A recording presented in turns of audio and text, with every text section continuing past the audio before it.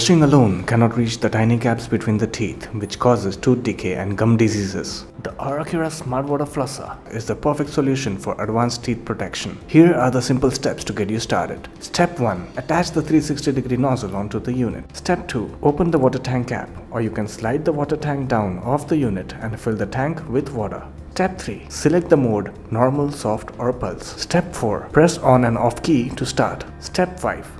Avoid looking into the mirror, lean over the sink and place the tip into your mouth. Hold the unit in an upright position.